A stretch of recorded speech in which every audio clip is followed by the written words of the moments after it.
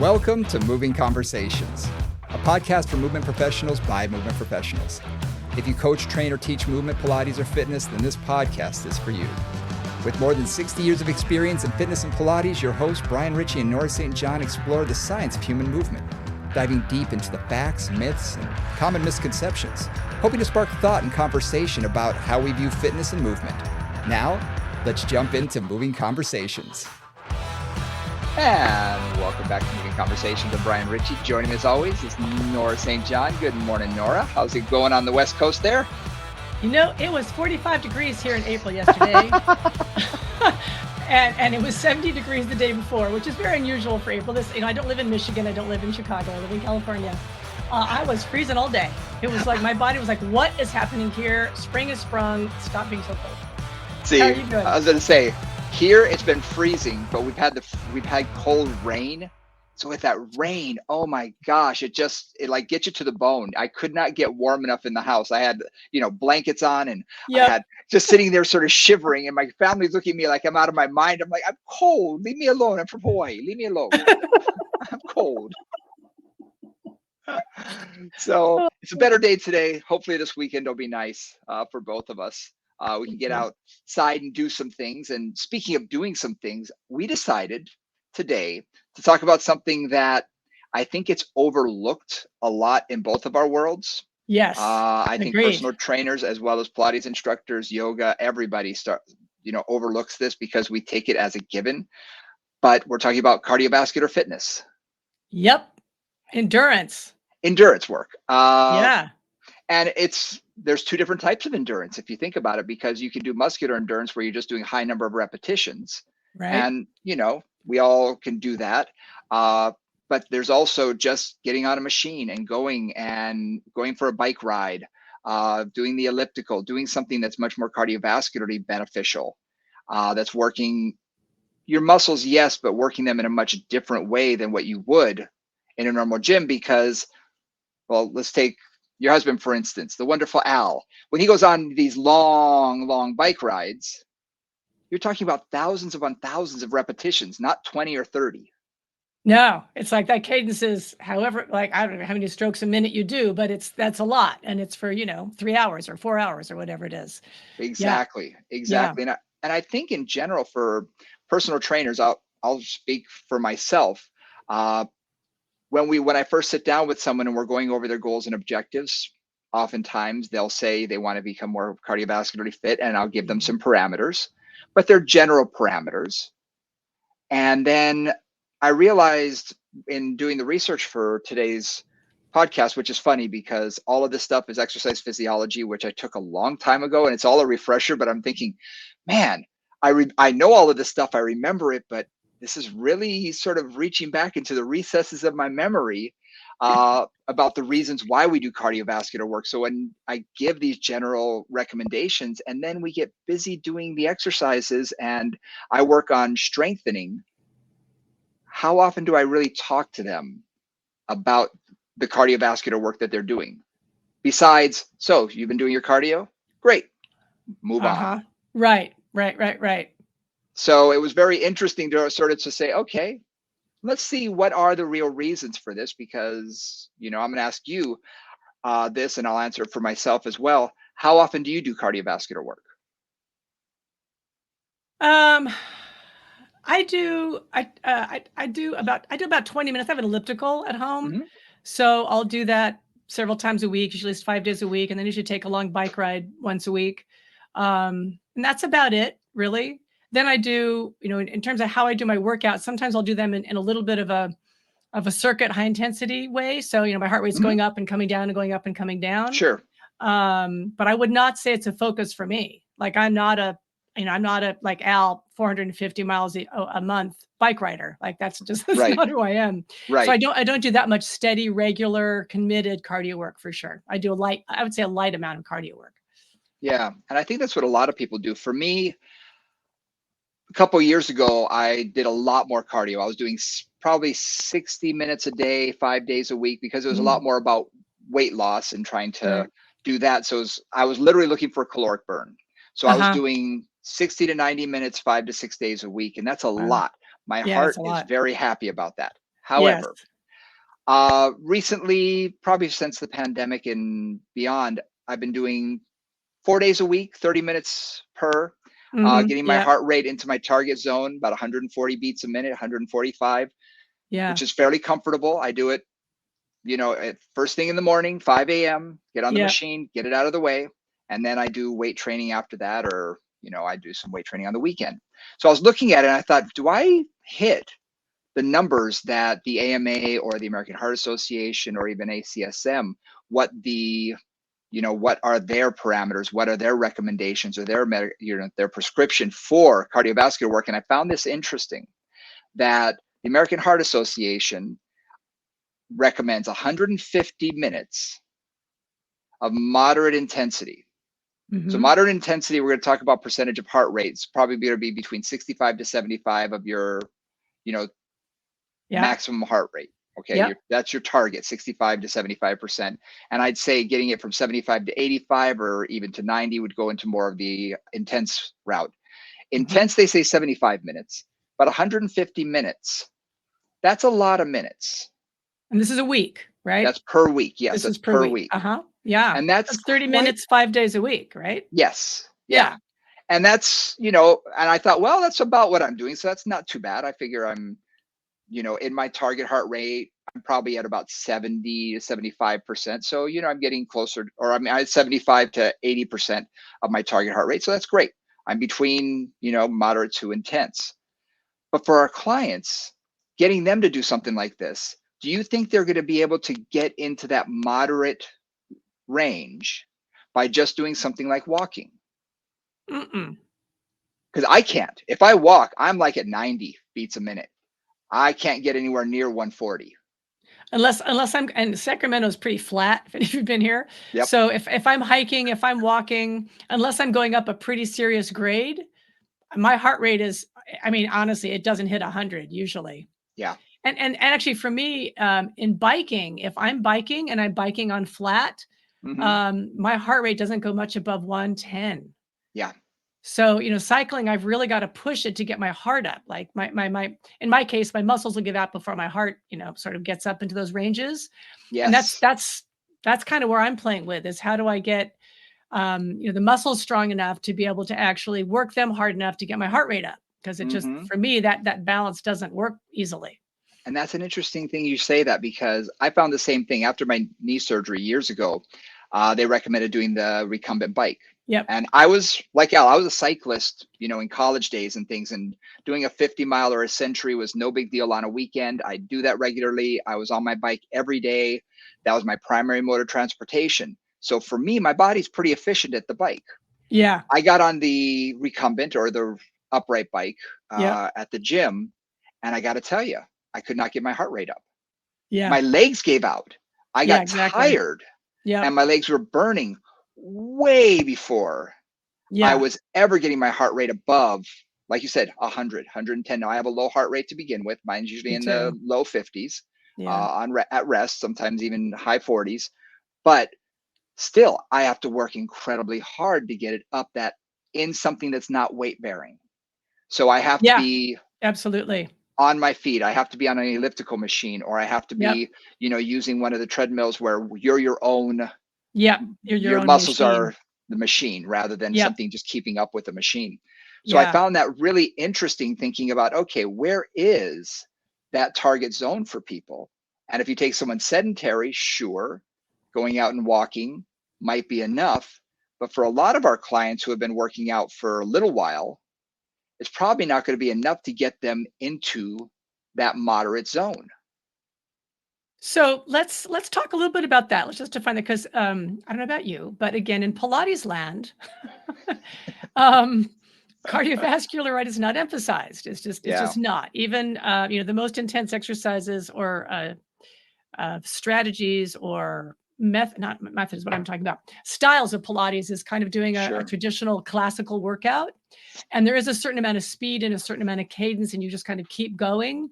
And the heart rate can get slightly elevated in that. And certainly, you can work it that way.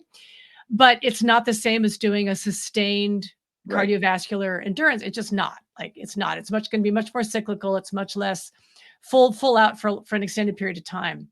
And a lot of Pilates teachers that I know don't do a lot of cardio. They don't, it's not part of what they think their clients need. And a lot of their clients go to Pilates because they don't want to do cardio. That's not where their preference lies. Yeah. So let's talk a little bit about targets there. You talked about Yep. Target heart ranges, target heart rate. So just talk us through that. I know there's standard things you can all find, but talk us through that. There's a couple different ways to measure your target heart rate. 220 minus your age is usually where we have to start. So I'm 53. So you take 220 minus 53, and yes, I'm not good at math. I'm not an accountant, so I'm actually going to get out a calculator here. So, and I have an old-fashioned one. So 220 minus 53, that gives me 167. Mm-hmm. Okay, that should be my max. Now, I'm going to say this. That's not my max. Okay, I'm fairly cardiovascularly fit. I can work a lot harder than that. But for the average individual, that's where they say is the safe place to be for your maximum heart rate. And the older you get, obviously, that number is going to come down. Now, there's two different ways you can do this. You can take that number and multiply that times 0.65, which is sort of the bottom range of moderate, and then 0.85, and that's going to be your intense range for 85%, 65%.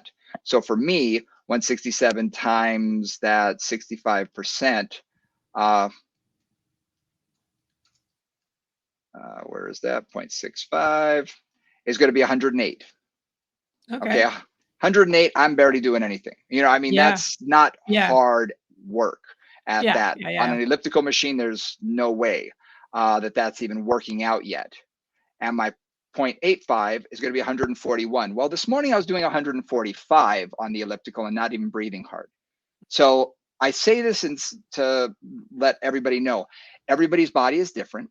Yes. And where their percentage is, yours and mine are probably going to be a little bit different. Mm-hmm. Al, who does a lot more cardio cycling outside, his is going to be different. We all have a little different. So these are general guidelines. Now, that's one way to do your target heart rate. The other way you can do it is by taking the max. So again, 167 is my max, minusing your resting heart rate. Oh, that's interesting. So you minus the resting heart rate. So my resting heart rate is usually around 50.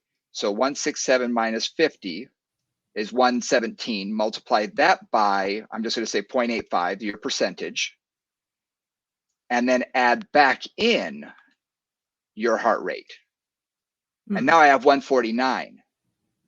So probably a little bit more accurate for me. It takes a little bit more mathing skills. I mean, a lot of people don't want to necessarily do that because depending on what you've had, how much caffeine you've had, what you've had during the day, your resting heart rate could be all over the place. Just in general, 220 minus your age, multiply it by the numbers is generally considered the standard. And again, everybody's going to be different. So when I sit with clients, if they're already fairly cardiovascularly fit, a lot of times I will give them slightly higher numbers because I know they can work harder. Yeah. And they should be working harder. Yeah.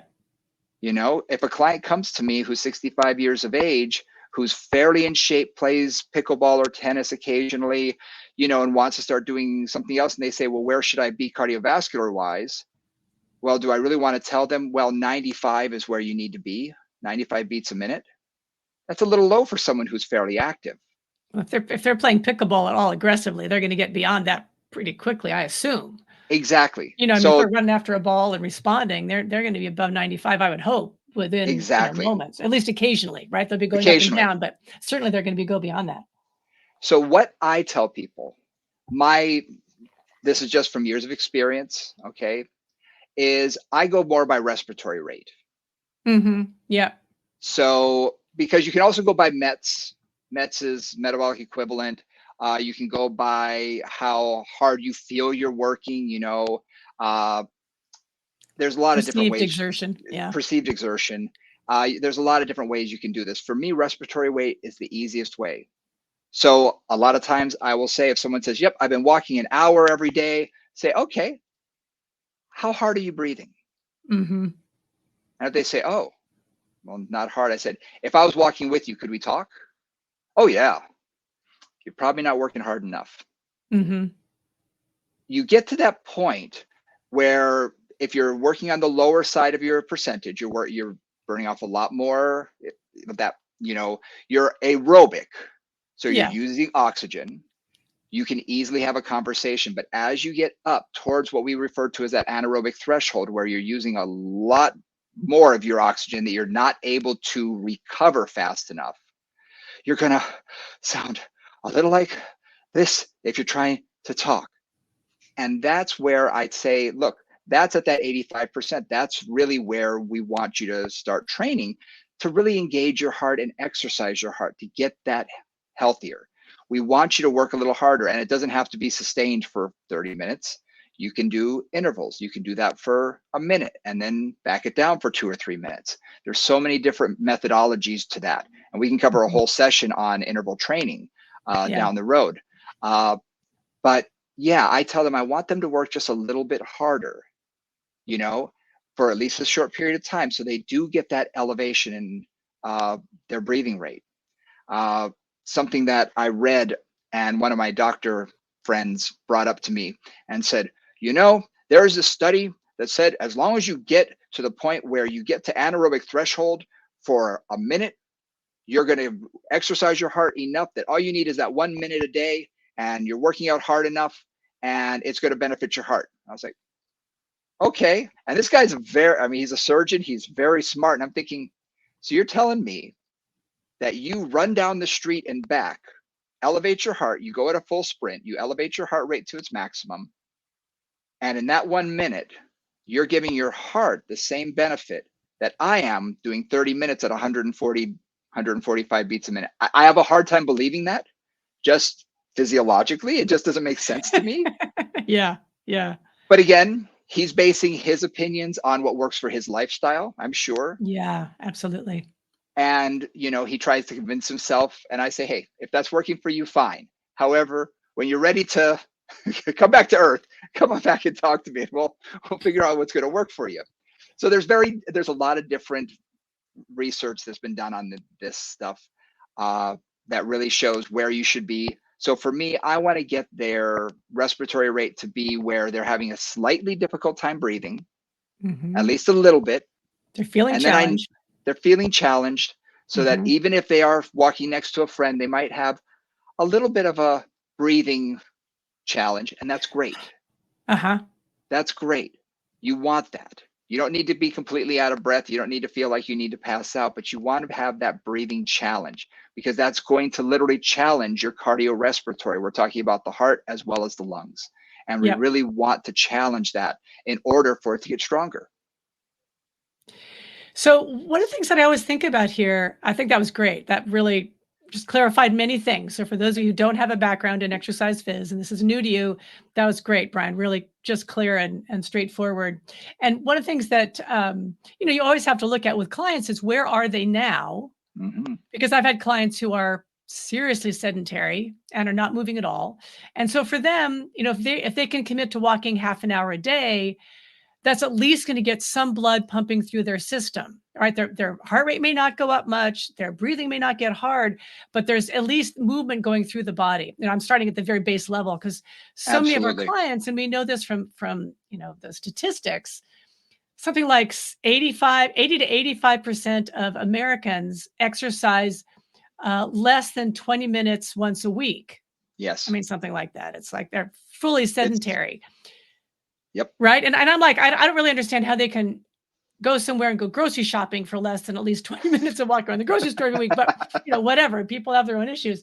And so it's also like, where are they? And then where do they want to go? Because again, I've worked with a lot of high level athletes, and particularly things like dancers. And dancers are generally pretty funky on their cardio, because it's not something they emphasize. And dance is a very sporadic, like it's more like high intensity interval training kind of training, right? You're like, you do nothing, you're going at the bar, you're doing your warm up, you go across the floor for like 15 seconds or 30 seconds, and then you stop, and then you go to the other side, and then you do it again.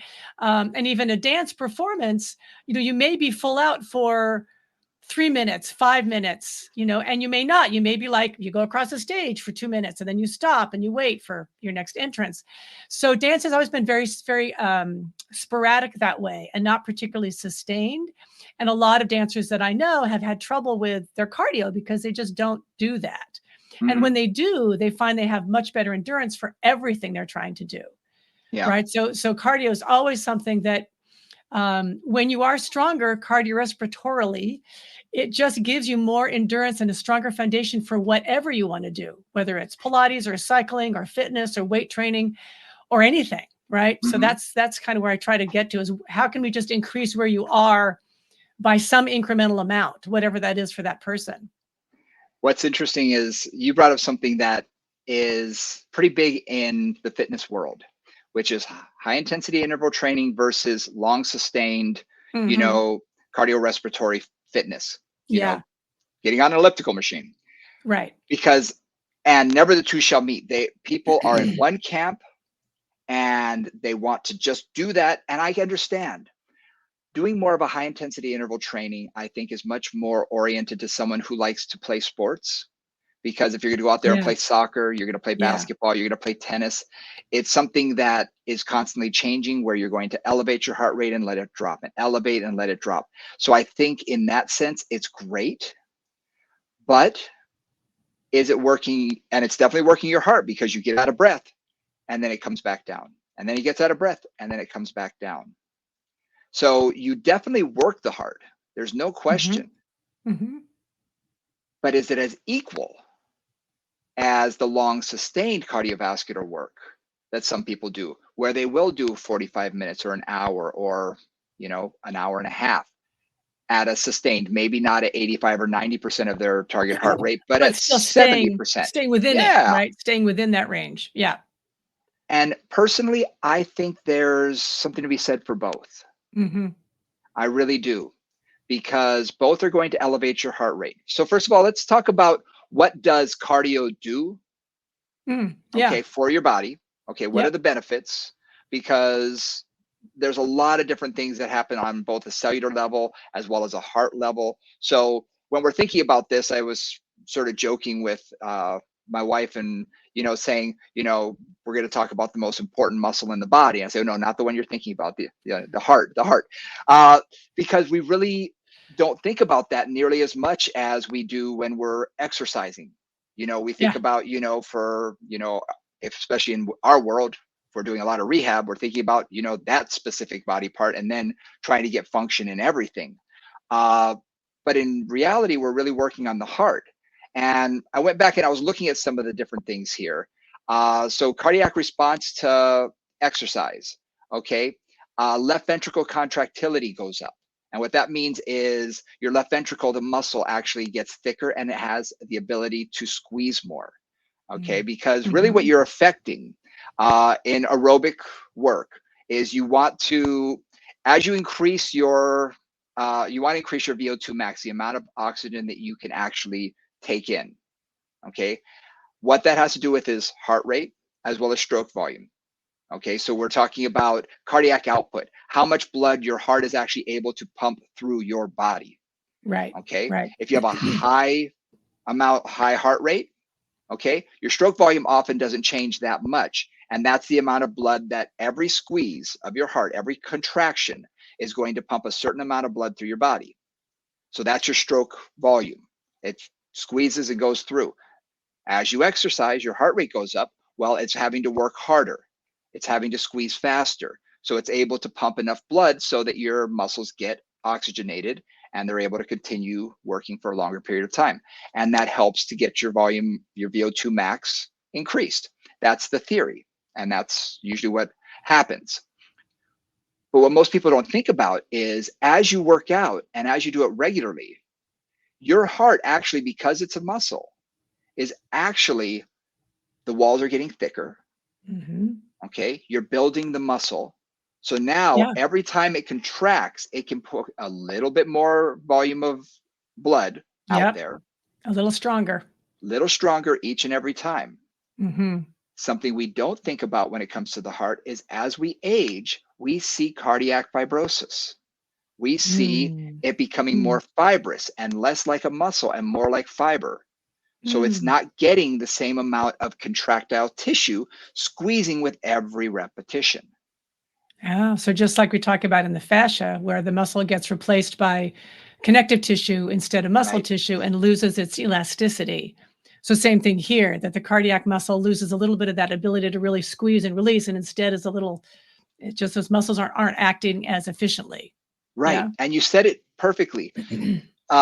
You're not getting the expansion. So your Hmm. ventricle isn't going to be able to expand. The fibers are actually going to be tight. You're not going to get the expansion. You're not going to get like a balloon that is suddenly, the first time you ever blow up a balloon, you're pushing it, pushing it, pushing it. It doesn't really want to go anywhere. Well, that can happen to the heart. Is that the Mm. fiber? It becomes more fibrous and tighter. And as the blood goes in there, well, it doesn't want to expand. It doesn't want to Right. inflate, basically. We want the left ventricle especially to be able to accept a larger volume of oxygen or a larger volume of blood, so that when it does squeeze, it can push more blood through the system. So when it becomes fibrotic, and that happens as we age and it happens with being sedentary, we don't have that same amount of volume of blood that's able to go through our tissues. So our walls become less muscular and they don't stretch as much. They don't open up and accept as much blood. So these are big time issues when it comes to cardiac, work, that it helps. We want to make sure we have that ability for the heart to expand and contract the way it should. And that way we're able to have a greater amount of, you know, VO2 max. Uh, Heart rate will often go up during exercise, but we have a faster response afterward of it coming back down to normal. Right. You, That's the other thing, right? Is it's not just how fast you go up, but it's how fast you come back down. And a lot of right. times that speaks to cardiovascular health to some extent, right? That like if you're like boom, boom, boom, boom, boom, boom, boom, and you stop and it's like ha boom, ha boom, ha boom, pretty quickly, that means your heart is able to react appropriately to the stimulus Yep. that's put into it. It's recovering. Yeah. And that's Yeah. really Yeah. recovering at that moment. And I don't know, ACSM way back when we used to have to take the test, it was much more for exercise physiologists than it was for personal trainers, because we Right. had to do things like figure out VO2 max. We had to test everybody, get their heart rate to its maximum, and then count, see how long it took for them to get back down to, their resting rate. And that showed where their cardiovascular fitness was to a certain degree. Mm. And someone who's not in shape, well, that stays elevated. That will not drop Hmm. very quickly. But someone Right. like, an athlete, you know, they may do some sprints or something like that. And then all of a sudden, okay, you can see that they're coming down. And before long, their body's back to, they've recovered. So that's a huge thing that we look at for cardiovascular fitness. And we want that. We really want that. Uh, Mitochondrial content within the cells goes up when we do cardiovascular work. We talked about this when we talked about why we do warm up and things like that for the muscle. I want cardiovascular work because I want more mitochondria within the cell. That's going to lead to greater oxygen utilization. That's going to lead to greater recovery and waste removal within the cells. And the mitochondria, for those of you who are not so familiar with that, the mitochondria are, we call them the powerhouse of the cells. Yep, They basically produce energy for the cell, right? yep, And the amount of mitochondria that you have and how efficient it is a direct relationship to how much energy you have, yep. and how you can use it. And one of the things they're finding in long COVID and in all those chronic fatigue situations is the mitochondria are damaged. And that's what they're discovering is really part of that chronic fatigue problem, is that their energy production system in the body is down, kind of Hmm. like you've lost your power plants, if you Yep, will. yep. And that can be within the actual heart, the Yeah, cells of or the heart, everywhere. or Yeah, everywhere. yeah, yeah, yeah. And that's really important for recovery as well. Because again, it's the amount of oxygen that you're taking in. You want more oxygen going to your muscles so they can recover faster, so they can get rid of the carbon dioxide quicker. They get rid of the waste. They use what's good, get rid of what's bad, and can do so quickly Hmm. and efficiently. And we are in such a society now of being sedentary that we're not moving nearly as much, not nearly as much as we should. And our bodies were never designed to just sit around. No, they're designed to be moving all the time Yeah. and to have that circulation going and to basically having the cells be bathed in good stuff all the time, right? Hmm. Clean blood and oxygen and nutrition instead of kind of sitting stagnant for long periods of time and literally the blood getting stagnant and the nutrition not moving through the body the way it should. Exactly. Exactly. So there's there's a lot to also be said about what happens to the actual capillaries within our circulatory system as well, because Mhm. those capillaries will widen in order to deliver more oxygen if it's more cardiovascularly fit. You have less resistance, less peripheral resistance within your arteries and your veins. So you're able to flow your, basically, the way I describe this is, think of your circulatory system, your blood, as being a river. You want it to be a raging river and not this slow trickling stream. Mhm. And the capillaries are the point at which they hit sort of the end. So your arteries are taking blood all the way to the muscle, and they go from arteries to arterioles. And then when they hit the capillaries is when they say, okay, now all you blood, all you oxygen out of the system. Let's go into the Right. muscle. Okay, you go over here, Exactly. you go over here, you go over here. And then it says, okay, now the waste products, come back in, come back in, come back in. It's like everybody get out of the bus, and now everybody else go get on the bus. And now we got to make the return trip through our venous system back to the Right. heart. And that's how we, take the oxygen into the muscles, take the carbon dioxide out of the system. And that's basically how the circulatory system works. Well, if you are better cardiovascularly fit, well, guess what? You've got a much faster bus that holds a lot more people. You get a lot more oxygen to the system and can withdraw more cardiovascular because those capillary beds can widen and deepen, and it allows for greater utilization of oxygen and carbon dioxide elimination. So it And really just as helps your circulatory system. yeah, and just as this is I'm getting practical here. Brian is our science guy today. I'm just kind of the commentary, so I'm the color commentary here. One of the things that I always think about with cardio and with me and with all my clients is I want you to be doing something that you can feel your blood moving through your whole body like Mm, every day. Right? I mean, again, at a very basic level, because I know, I don't know about you guys, but when it's cold or even when it's hot, but particularly when it's cold and I wake up in the morning, my hands are not that warm, my feet are not that warm. And that's a lot of times why I'll do cardio first thing in the morning is yeah. because, and I do it until I can feel like the blood is pulsing in my fingers, the blood is pulsing in my toes, right? Like that circulation is actually going through my whole body. And that lets me know, like, all right, everything's moved out. I'm cleaning out whatever happened in the night. All those bad guys are getting on the bus and getting exhaled out, hopefully, or excreted out, depending on what's happening. And that's something I really think about in terms of cardio stuff, especially in cold weather, but even in warm weather. It's like sweating, moving, getting the blood flowing, making sure your fingers are pink and not white. All those things are silly, but those are things that just help me to realize, like, is my blood circulating or is it not? Like, Hmm. is it moving or is it stagnant? And keeping it moving is really important. And I think what you're doing is it's a good way to do something to wake yourself up, to get your body moving, to Hmm. get your energy flowing rather than just having coffee, rather than just having caffeine, which a lot of people, feel the need to. And yet, first thing in the morning, the more you can move, you're talking about natural endorphins through the body. You're Yeah. releasing of those endorphins. Also, natural painkillers are going to be released. And I don't know about you. I wake up in the morning, I tell my wife I feel sort of like watching Ozzy Osbourne walk. I sort of hunch over, going to the bathroom. My body isn't Uh-huh. quite warmed up yet. I'm like, Uh-huh. oh. Hello. And by the time I get to the bathroom, okay, things are moving around a little bit better. Okay, I'm moving around. But if I can get on and do cardio right away, then by the time my first client comes, my brain's going.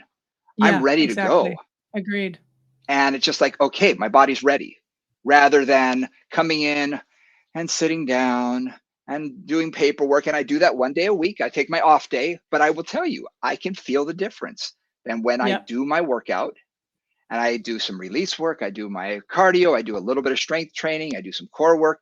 By the end of that, it's like, all right, I'm ready now. I'm ready for the day.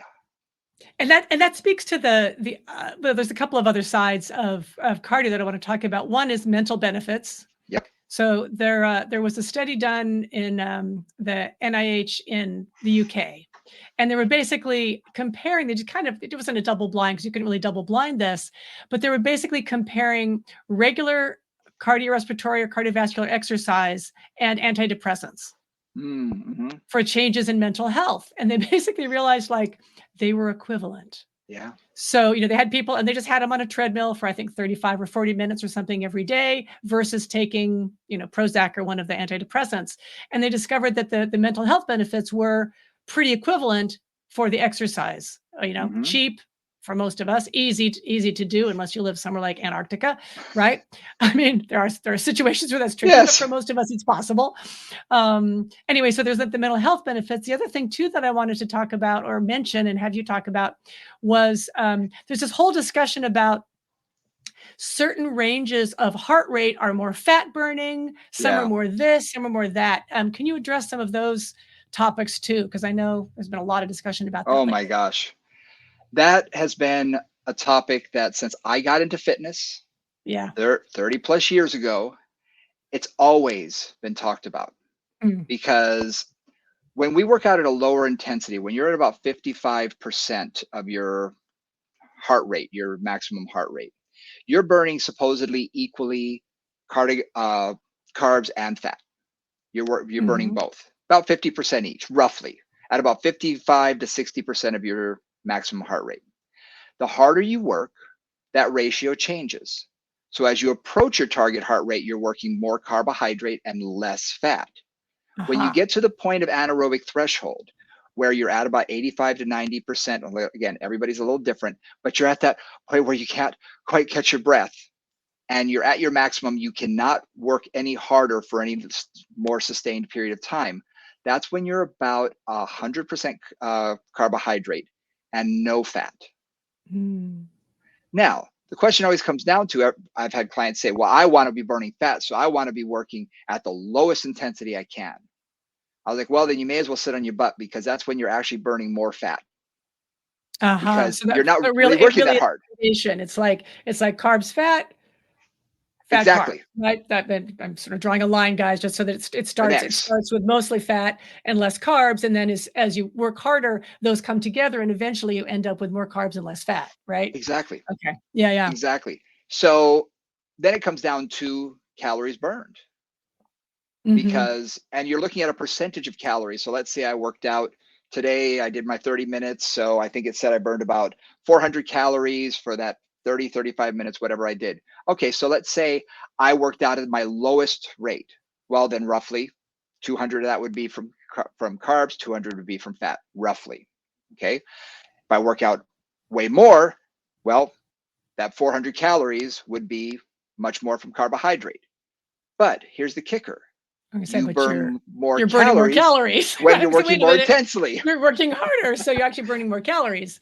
So if I'm burning at 75% and I have that ratio is now, I'm just going to say 75, 25, everybody's body is different. So don't take this as totally, these are just rough estimates. Rough estimates. Even at 50%, 50-50, everybody's body is different. But let's say I'm burning 75% carbs and 25% fat, but I burn an extra 200 calories. Well, guess what? I burned an extra 200 calories. So that's what it always comes down to people is, oh, what's more important? The amount of calories burned, the amount of fat burned, the percentage of fat versus carbohydrates, and there's no clear-cut answer. There is no clear-cut answer as to, because that I've studied weight loss for inside and out 30 plus years. There is no clear-cut answer because I've done both. And for me, what I've told clients, and we'll get into exercise prescription in a minute, but work at whatever feels comfortable to you to start with, because I'd rather have you doing something than nothing. Yeah, absolutely. And if you can go for an hour at a moderate intensity rather than 20 minutes at a little higher intensity, well, you're probably going to burn more calories doing that. Okay. But you and I have had this conversation before. I am not a believer that calories in equals calories out for every single person. No, because metabolism is so individual. Metabolism is so individual. that you Yeah. can't really say, well, I burned off 300 calories, so that means that my basal metabolic rate. No, everybody's body is different in some way, shape, or form. And when you add in hormones and menopause and all these other factors that occur as we age, lots change. A Yeah. whole lot changes. So we can't say calories in equals calories out. For exercise prescription in general, what I tell people when they first sit down with me is I say, okay, what can you promise me you can do every day or 3 days a week? Because we have to be realistic for people too. I live in an area where people, I mean, I have some attorneys who say, oh yeah, you know, I saw my kids last night when I got home at 9:30. I said, wait, you left at 8 a.m. or 7 a.m. and you got home at 9:30 at night. So some people do work those crazy hours. So you have to be realistic as to what they can do. And I'll say, can you do 3 days a week of 30 minutes to start with? Can you do that? And most people will say, yeah, I think I could do that. Great. Okay, it's a start. It's a start. Even if that means, okay, for those 3 days, you're going to have to get up an extra half an hour early, you know, or go for a walk before you even get home. I've told some people downtown, I'll say, okay, during lunch hour, go for your walk. Well, I don't want to come back sweaty. Do it during dinner. Half the office is gone when you get back anyway. And it's cooler if it's And it's cooler. Yeah, in DC. Yeah. exactly. But I try and find what can be their baseline. Okay. And I want to ping in there just a minute, because the other Sure. thing too is what is their flavor? Oh yeah. Right? Because you put it, because I know, you know, a lot of my clients love to do just the elliptical or the treadmill or running or cycling, something really repetitive and kind of long-termish, right? Yep. Like they like to go for a 45-minute bike ride, or they go on the elliptical for half an hour, and that works for them. Yep. Other clients, that bores them to death. Oh yeah, they won't do it. They won't. They just won't do it. So for those guys, I've got to say, okay, well, let's figure out like a 15-minute high intensity interval training circuit for you, because you need the stimulation of doing 15 push-ups and then this and then this and then this and then this and then this, because otherwise you're not going to do it. So it's also what is their need and what is their flavor and what keeps them, again, what is sustainable? What will they actually do? Critical Absolutely. question. Just adding in that idea about what do they like, or what will they do? I mean, basically. And that's huge. That is a huge factor. And it comes down to something that I like to call functional cardio work. In that, what I will do for these clients is, like you said, it's not necessarily high interval, you know, or high intensity interval training, but it is interval. So I will have them do 5, 7, 10 exercises that are fairly easy. Yep, you know, exactly. Jumping jacks, you know, knee ups, marching, step ups, whatever it is. Yep. But they're going to do it. You're going to do a minute.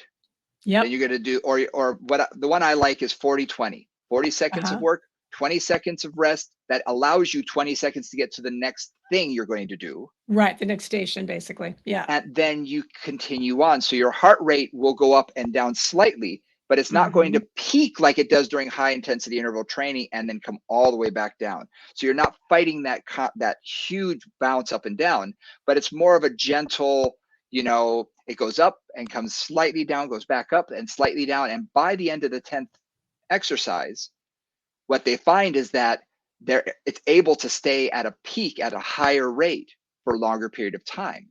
Right. And then I say, just repeat. And if you're doing that 10 minutes, you have your 10-minute cycle. Take a minute break, repeat. Take a minute break, repeat. That's your 30 minutes right there. Yeah. And it doesn't feel so inundated of just, oh, one more step, you know, just, I mean, right. it's like, some people love that and some people hate that. Yeah. Right. I catch up on my programs. So I'll watch TV or something like that and watch my heart rate to make sure I'm working out hard enough. But that's how I can catch up with that. Yeah. And I put my Kindle on and I'm just like, read away, because I'm a reader. So it works fine for me. Yeah. Exactly. So for us, it works to do that. But I also find that the monotony does get to me sometimes. So I will do my functional cardio, or maybe I'll add it in 1 day a week. So I'll do 3 days on the elliptical and 1 day a little bit more more high intensity, but I watch my heart rate, and often it doesn't get that much higher, little bit, but not that much higher than it would when I'm just on the elliptical, but it has that variability of slightly going up and slightly coming down. And I break up the monotony. Yeah, exactly. So I find functional cardio is something that can be a lot of fun for people. And if you think about playing sports, that's kind of what you're doing. If you're thinking Hmm. about basketball or soccer, a lot of Yeah, those type of they're all sports. episodic, right? It's like boom, down, boom, boom, right? Yep, Work hard and then pause a moment and then work hard. Yeah, exactly. Tennis even, you serve and yeah. then you're running side to side, front to back, and then you take a little break and then you serve again. So it has that up and down. So for some people, it just works better. And I want to add one little thing in there too, which is accessibility. Not Hmm. everybody. So two things. One, there often are inexpensive gyms in your area, Yeah. oftentimes 25 or 30 or $50 a month, where you Yep. can go and do cardio. Right? Like they've got machines, you've usually got a whole bank of various machines. And if you choose an unbusy time, you can usually get there, right? So that's one option in terms of just accessibility. If you don't want to buy one for your home or don't have Yep. one or whatever. But the challenge there is then you've got to like get up, you've got to get your clothes on, you've got to get your stuff together, you got to get in the car, Yep. right? So that has to be super convenient. And when they do studies on people going to gyms, like if the gym is more than like 3 miles away, people won't go. Won't do it. Yep. Right, it just won't happen. So the thing about the functional fitness version is usually I can have people do that in basically about a 6 by 6 square in their Yep. living room, all body weight, no props if I'm going to do no props, and we can just get it going without any excuses. And Yep. sometimes you need no excuses, right? Like, Yep. okay, I can do this. There's a lot of really great apps now that will time that for you, like there's little Tabata apps and that kind of thing where you Yep. can set the Exactly. timer. And there's even a lot of like, the 7-minute workout and things available online where you can follow along Yep. with that too.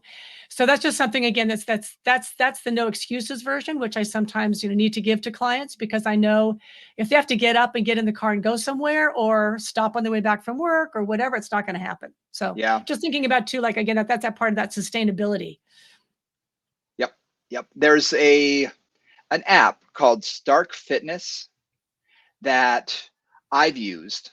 Hmm. It's awesome. And the reason I say that is I'm trying to pull it up now if I can show it to people on YouTube. What's really neat is I'm showing it on YouTube. If you put in what tools you have, so it shows Oh, a bow, nice. so it shows a kettlebell, Yeah, it'll bands, show bands, etc. all sorts of All things. kinds of things. Yeah, guys, it's got like weights things, it's got kettlebells, it's got TRX. Yeah, Yeah, it's all the tools you could possibly have. yeah, and it gives you a certain number of exercises for each, and you can do a random program and say, Mhm. I have 10 minutes to work out. Hit a random program and put down your interval of 30 seconds, 60 seconds, whatever you want it to be. And it will tell you what to do along with a video showing Nice. you the exercise. Awesome. It's really nice because I have a couple of clients who want to work out on their own the other days when they're not here. And they've downloaded this and they say, oh my gosh, it's so much fun. And you look, it's random. So sometimes the exercise is going to be like, yep, that's not for me. And you can pick Right. something else to do and just do it based on the time. But it's really nice just to add a little bit of flavor of variety. And like you said, you don't need a lot of space. A Mm-mm. 6 by 6 box. And how easy is it now with all these online stores and things to get things delivered within a day or two? Bands, Right. tubing, Right. leg Yes, weights, which are cheap. A lot of kettlebells, those are really cheap. and those Target are all has them, they're cheap. easy. They're cheap and they're easy to get, and there's a lot of them, and again, if you're talking about, like, little hand weights or bands, a cheap one is as good as an expensive one, like, it just doesn't Yes, make that especially with hand weights, it does not make a difference, like, buy the not at cheapest all. set as long as they fit your hand and you're, like, good to go. Yeah. Exactly, exactly. And also, I'm going to tell you, I can't tell you how many times I've gone on to like Facebook Marketplace Yeah, and just type in kettlebell. There are times when people are just trying to get rid of stuff and it's yes, like free, just absolutely. come and get it. Yeah, And absolutely, it's heavy, it takes up a lot of space, and I'm done with this. I've scored 3 elliptical machines since the Awesome. pandemic because I was willing to come and take it out of their home. Yeah, So I yeah, brought it at home. I refurbished it. One's in my family room. I sold the other two. Why not make some money on it? I know how to refurbish these things. But yeah, awesome. you can find things cheap and free that give you what you're looking for. And again, if someone doesn't want to join a gym, I get that. I totally understand that. But there's no excuses to move. You can do movement and Yeah, you and can do it in a small amount of space. And I would even add to that, because I've played with my Apple app. I've played with, all kinds of online apps, and I'll just go on and I'll say, hey, here's, I want to do 10 minutes. I want to do something dance based, or I want to do something mobility based. And I just push that button. And it's not always great. But again, if I just need somebody else to tell me what to do, because not everybody is a self-motivated exerciser. I'm very well aware of that as a dancer. Yep. It's like, I need somebody to tell me what to do. And then Yeah. I put it on and I just go through it. And I don't do the things that are stupid, because some things are like, okay, that's just stupid or not for me. I'll make something else up. But there's so many options out there now that Yep. can really get your heart rate up and just keep you moving. So those are No. nice ways to do that. Yeah.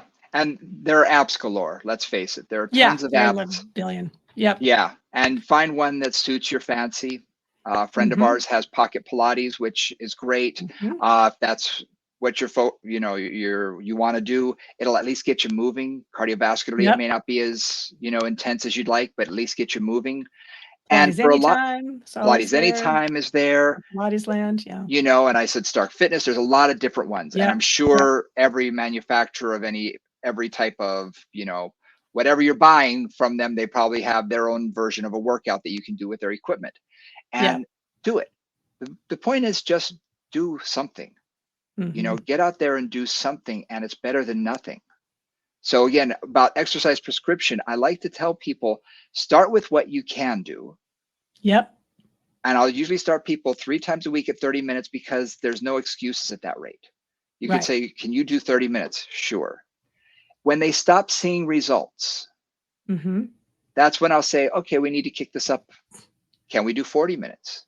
Can we do one extra day? Can we change something? Maybe you've been walking on the treadmill. Okay, maybe that's not hard enough. And we haven't talked about monitoring heart rate yet, and we'll get to that in just a second. But we can only change a few things, right? But we can change intensity, how hard they're Mhm. working. We can Yep. change variety, Yep. the type of equipment they're using, frequency, the amount of times they're doing it, and duration, the Yep. longevity, how long they're going to do it for. So a lot of Yep. times I'll just say, you've been on the elliptical now for a year and a half. Guess what? Let's do something. Maybe let's do something different. And suddenly they're like, oh man, yeah, my heart rate's back up. Fantastic. And speaking of heart rate, I'm going to highly, highly, highly recommend you tell your clients to get a heart rate monitor. Mhm. I can't tell you how many times a client will say, I'm just not getting, I'm either not losing enough weight, or I'm not, I don't feel like I'm getting the benefits I should. And I say, do you have a heart rate monitor? Well, I use the one on the machine sometimes, And that or doesn't work at all. sometimes they My do mine some. mine Yeah. apparently my blood doesn't pump loud enough for them to hear it. So literally I can't get it to even on most of the machines, they literally can't figure out what I'm doing. So And it jumps around for some people. Like you said, yeah. it'll be Yeah. fine. It'll be steady state. And then all of a sudden it'll say 192 and you're like, oh my gosh. And then it'll say 43 and it'll jump Right. around. So Yeah. how accurate is that? Not Whereas very. there's sort of Polar for the longest time was the company that had the heart rate monitor. And I still think it's probably the gold standard, because you have to actually wear the chest strap. Mhm. And I Yep. think that for that, it's fantastic. It's great in an exercise physiologic, capacity. Yeah. I mean, we use it for research and things. It's fantastic for that. For me, I don't like wearing something. You probably don't know this about me, but I don't like wearing a bra. So I don't like something around my rib cage. It doesn't feel normal to me, and I feel like it's Yeah. constricting when I'm moving I feel like I and can't breathe. I feel like it like hugs my ribs in. And my whole thing about breathing is like, breathing. I actually want to move my ribs. And when I do that with a Polar, half the time it just falls down to my waist, and I kind of can't get it to stick Exactly. without actually literally sticking it to me, which is annoying. Yep. Anyway, So yeah. I'm an Apple guy. The Apple Watch for me works great. Okay, I find that it works great. I can put on whatever activity I'm doing and it monitors my heart rate, tells me roughly how many calories I'm burning. All that I'm sure is, just variable, whatever. But it gives me at least a baseline, but it gives Mhm. me that heart rate. And I can constantly look at it during my exercise and be like, yep, I'm in my, or if I'm watching TV and I'm realizing, oh, I'm not working that hard. I'm not breathing. Oh yeah, I'm not. Okay, come on, pick it up. It's at least something that will tell me, and it's fairly accurate. Uh, Someone did a blog about this, and literally monitor. I think she had on 2 or 3 different, watches. She had on the Ring, she had on the Yeah. Polar. Yeah. Wow. And in looking at them, it was interesting because Polar, of course, came out as like A+. It was the most, because the most accurate. They've perfected this. But number 2 and 3 were Garmin, and which was great, very expensive. They're more for cyclists and trekkers and things like that. But Garmin was up there. Apple Watch was also up there. They were like A and A minuses, which for me is fine. I'm not a highly competitive athlete, so for me, it's great. Fitbit was like, I think, a B- or a C+. So it wasn't that accurate. And then the Ring, and now this was done years ago when she did this, so I'm sure technology has It may have gotten gotten better. better. Yeah. Yeah. But I find what works for you and what seems to be most accurate or most consistent, and use it. That's what I tell clients. And I would also say, I mean, there is an accessibility thing. I mean, those are Apple Watches They are can be expensive, expensive. and Absolutely. Garmin's are really expensive. So, Oh, and that's yes. not everybody can afford that just to monitor their heart rate. Yep. So the other thing that I do is I just put my finger up to like Yep. my throat, and I look at my watch and I count.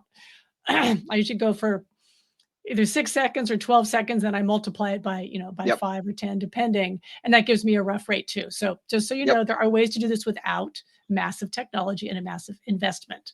Absolutely. You have to Absolutely. pause for a moment and do that, but just so you know, that's how I've done that for years too. Yeah. I mean, that's how, when I taught group exercise, that's all we had. That was before Yeah. Polar, did that. But I will say this, the cheapest Polar now is like $39. Oh, that's just So totally affordable. That's it's great. affordable for most people. And yes, it has a Yeah. chest strap.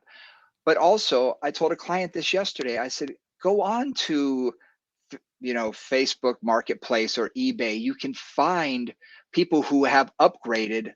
My Yeah. birthday, I got a brand new Apple Watch. Well, you know what? I've Yep. got another one sitting at home, which either Right. one That of my works kids fine. is going to use, Mhm. or I'm going to want to get rid of. So people, a lot of my times my clients will say, oh yeah, I just put my old iPad, or I just put this on, to sell. So you can get things at fraction of a cost. And if you're mainly using it just for heart rate and it doesn't matter to do all the other fancy things, it may be just fine for you too. So there are less expensive options out there. So you can, take a look and see what works best for you. But again, old school right here. It does work. It does Oh, work. look, there it is. Yeah. It does work. So hopefully this gave you a little bit of an idea of the reasons to do cardiovascular work. And I'll tell you, in rereading all of this stuff and going through the research this week, it reminded me, I got to start pushing my clients a little bit more. I really do, because it is important. I need to start reminding them, look, it's about longevity. It's about health. It's not just about lifting weights and getting stronger. We still need this muscle to be strong. So it's something that reminded me, okay, I got to start pushing this a little bit more with my clients too. And I was super excited to do this topic because, again, it's a topic that is just not so much in my wheelhouse.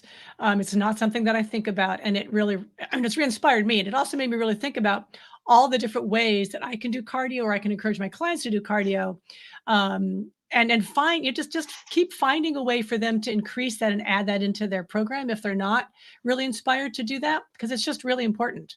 It is, in terms of longevity, in terms of future health, in terms of all those markers. That's really important. So anyway, hopefully that inspired you guys as well. And I'm going to challenge everyone out there.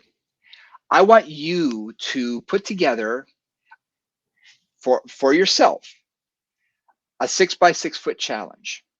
I want you to come up with functional cardio that you can do in a box using the most basic things, like a step, a ball, a BOSU, something you might have around the house anyway, or that a client can get from, Costco or, wherever. Bands, tubing, hand weights, whatever you can find, and put together 6 to 10 exercises and do 30-minute routine and see how you feel afterwards.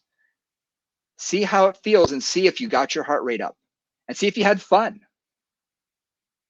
And that's a big thing too. Make it enjoyable. Mm-hmm. Love it. You know, so I'm just putting that challenge out there to you this week, because if you can do it for yourself, when I first got into the industry and told my mom, you know, I'll never be able to afford a gym, it's all this expensive equipment, she challenged me and said, don't use anything but a ball, a step, light hand weights, and tubing for the next month. If you can do that with your clients and they don't complain, guess what? You can go out on your own. And that was the moment that I said, yeah, I can. And so I'm going to challenge you to do the same thing for your own body, but also something that you can give your clients and say, hey, you can do this at home. It doesn't take that much space. Love it. Okay, guys, that's your homework. Yep, that's your homework. Honestly, whether you're a trainer or whether you're a client, like if you're a client, if you're somebody who just likes fitness and a fitness enthusiast, think about that for yourself. Hopefully some of this Absolutely. inspired you to just add something into your routine or make up stuff like choose your 6 favorite exercises and put them together and see how it works for you. Exactly. Well, thank you for joining us this week. We've hit the hour mark, almost on the dot right now. on the bot. Yep. On the dot. Listen, if you want to give us some suggestions, please hit us up on our socials at Moving Combos, Instagram, Moving Conversations on Facebook, or movingcombos@gmail.com. You can always hit us up there. Do us a favor, like, subscribe, hit all of those buttons on everything from YouTube to your podcast of choice, Spotify, Apple Podcasts, or whatnot. Subscribe every week. It'll be in as soon as you wake up on Tuesday morning. It'll be there so you can listen on your way to work. So we appreciate it, and hopefully we'll see you guys next week. Bye, guys.